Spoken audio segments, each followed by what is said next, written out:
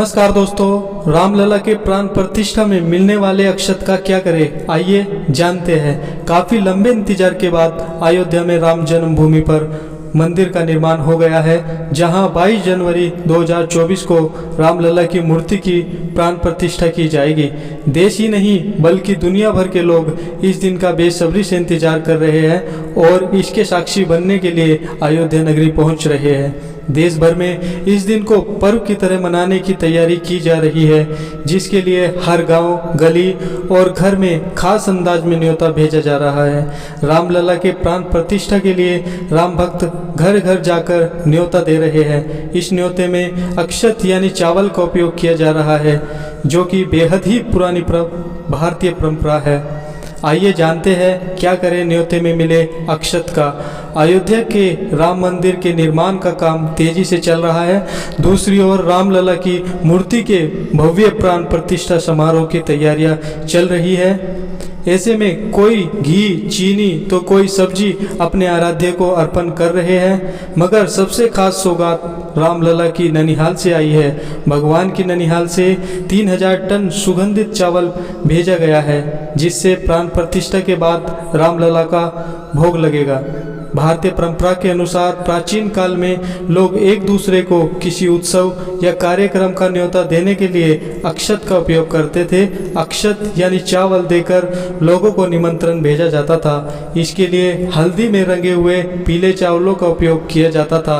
हिंदू धर्म में अक्षत का विशेष स्थान है और कोई भी पूजा पाठ, अनुष्ठान या धार्मिक कार्य अक्षत के बिना पूरा नहीं होता।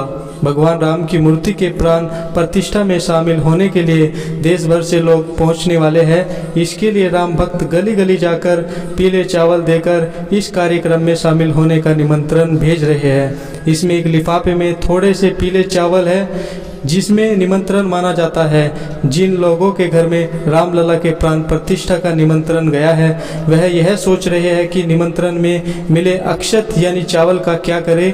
तो बता दें कि धार्मिक दृष्टिकोण से अक्षत का विशेष महत्व होता है और इसे पूजा पाठ व तिलक में मुख्य रूप से उपयोग किया जाता है। इसलिए निमंत्रण में आए अक्षत को अपने घर की तिजोरी में रख दे तो कभी धन की कमी नहीं होगी और भंडारे भरे रहेंगे। वहीं इस अक्षत को मंदिर में भी रख सकते हैं। मंदिर में पूजा पाठ या तिलक लगाते समय इस अक्षत का उपयोग करें, जिसे सीधे भगवान का आशीर्वाद माना जाता है। धार्मिक मान्यताओं के अनुसार कोई भी पूजा पाठ का कार्य हो, उसमें चावल का उपयोग जरूर किया जाता है। हिंदू धर्म में धार्मिक कार्य के दौरान तिलक लगाया जाता है तो उसमें भी चावल लगाया जाता है।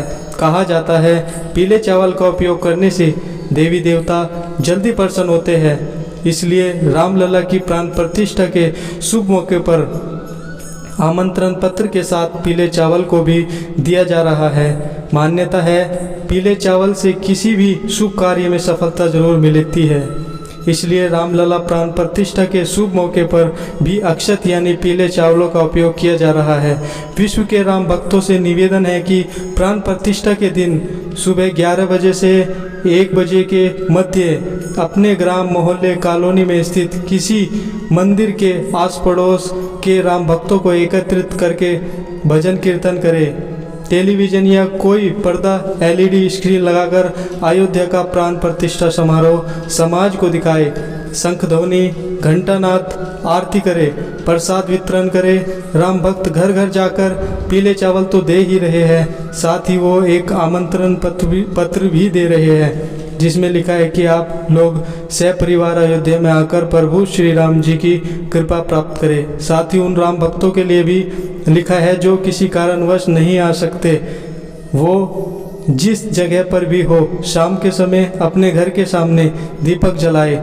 इस दिन को ठीक उसी तरह मनाने की अपील की जा रही है जैसे सब लोग दीपावली के दिन दीपक जलाकर दीपोत्सव मनाते हैं। चावल शुक्र ग्रह का प्रतिनिधित्व करता है, इसलिए शुक्र ग्रह से धन, वैभव, लक्ष्मी, समस्त भौतिक सुख सुविधा प्राप्त होती है। इसका लाभ लेने के लिए चावल को लाल रेशमी कपड़े में बांधकर अपनी तिजोरी में रखना चाहिए। ऐसा करने से मंगल और चंद्र दोनों सक्रिय होकर लक्ष्मी योग का निर्माण करेंगे। इससे घर में खुशियां आएंगी।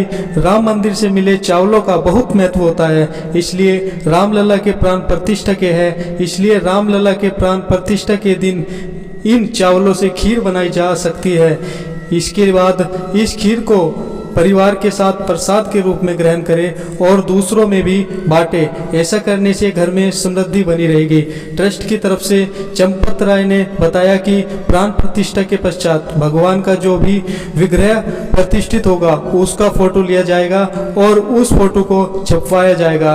अयोध्या आने वाले प्रत्येक दर्शनार्थ को वह फोटो प्रसाद के साथ दिया जाएगा ताकि 1-2 साल में ही हिंदुस्तान के कम से कम 10 करोड़ लोगों के घरों में वह चित्र पहुंच जाए। महामंडलेश्वर स्वामी राम गोपाल दास ने भी समझाया है कि यह अक्षत निमंत्रण क्या होता है। उन्होंने बताया है कि अक्षत का शाब्दिक अर्थ है जिसका शयन हो।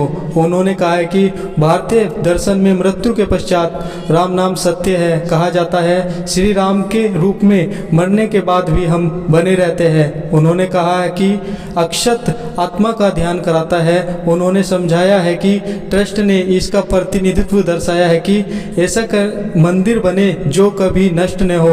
मंदिर निर्माण में भी इसका ध्यान रखा गया है। महामंडलेश्वर स्वामी राम गोपाल दास ने समझाया कि हमारा संबंध भगवान से अक्षत का है। जीव का ईश्वर से नित्य संबंध होता है, यानी ऐसा संबंध जो कभी नष्ट नहीं होता। उन्होंने कहा कि भगवान के साथ हमारे अनंत संबंध होने मंदिर के सनातन होने का प्रतीक ये अक्षत है। धान के ऊपरी हिस्से के निकल जाने के बाद जो चावल बचता है अक्षत में उसका उपयोग किया जाता है। कहीं कहीं हल्दी, सुपारी और तुलसी दल का प्रयोग भी किया जाता है। उन्होंने समझाया कि गोस्वामी तुलसीदास ने भगवान श्री राम को दही भात खाते हुए देखा था, इसलिए इसे महाप्रसाद भी कहा गया। उन्होंने कहा कि अक्षत के माध्यम से जो न्योता दिया जा रहा है वो ईश्वर की अंतरात्मा का प्रतिनिधित्व कर रहा है। धान का ये हिस्सा धन्यता की ओर ले जाए इसकी कामना की जाती है। शादी विवाह में भी धान का इस्तेमाल होता है ताकि धन्यता बनी रहे, इसलिए अक्षत के माध्यम से निमंत्रण दिया जा रहा है। इस तरह राम मंदिर की प्राण प्रतिष्ठा का न्योता सिर्फ प्रधानमंत्री नरेंद्र मोदी को ही नहीं गया है बल्कि आम श्रद्धालु भी अक्षत निमंत्रण के माध्यम से इस कार्यक्रम से जुड़ रहे हैं। अपने आसपास के देव स्थानों में पूजा पाठ एवं आरती में हिस्सा लेंगे। यह तमाम जानकारी जन रुचि को ध्यान में रखकर दी जा रही है। ज्योतिष और धर्म के उपाय और सलाह को अपनी आस्था और विश्वास पर आजमाएं। कंटेंट का उद्देश्य मात्र आपको बेहतर सलाह देना है। इस संदर्भ में हम किसी प्रकार का कोई दावा नहीं करते हैं। प्रिय दोस्तों, आज के वीडियो में बस इतना ही। हमारे द्वारा दी गई शास्त्रों अनुसार जानकारी आपको अच्छी लगी हो तो वीडियो को लाइक, शेयर एंड सब्सक्राइब और कमेंट बॉक्स में जय श्री राम अवश्य लिखें। धन्यवाद। जय श्री राम।